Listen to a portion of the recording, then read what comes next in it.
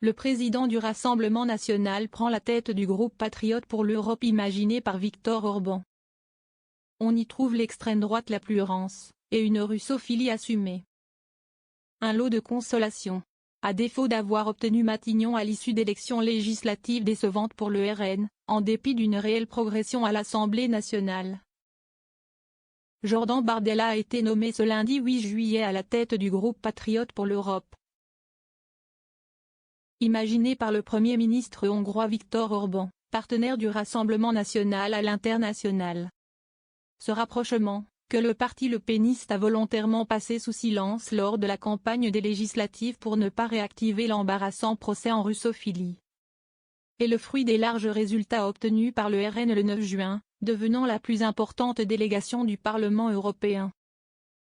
Avec 30 eurodéputés, la formation le péniste domine largement ce groupe nationaliste, qui compte en son sein des formations et des personnages qui sont, très, loin de la dédiabolisation vendue par le RN dans l'Hexagone.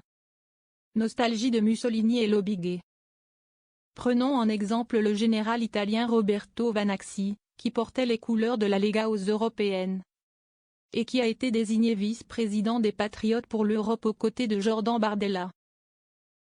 Friand des allusions à Mussolini, l'intéressé avait fait parler de lui après la publication d'un pamphlet homophobe et xénophobe. Le site spécialisé dans les enjeux européens Le Grand Continent, avait compilé 10 phrases chocs de Roberto Vanacci durant la campagne des européennes. Parmi elles, on citera ceci: « Chers homosexuels, vous n'êtes pas normaux. Il faut s'en remettre. La normalité, c'est l'hétérosexualité.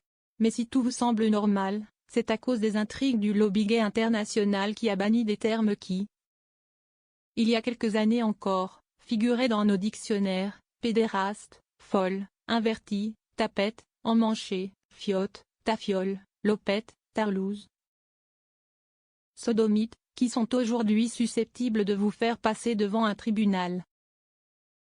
Ou alors, je pense que l'avortement est une nécessité malheureuse à laquelle les femmes sont obligées de recourir. Je ne crois pas que ce soit un droit. Je suis contre. » Ainsi parle le vice-président du groupe présidé par Jordan Bardella. Russophilie et famille traditionnelle.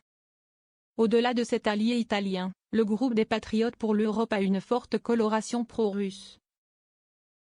Que ce soit à travers le FPÖ autrichien ou au regard de l'activité diplomatique de l'architecte du groupe, Viktor Orban.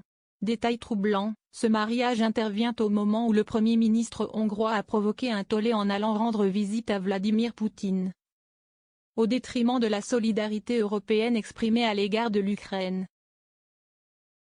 Un déplacement réalisé au nom de la paix qui n'a pas empêché Moscou de bombarder un hôpital pour enfants dans les heures qui ont suivi.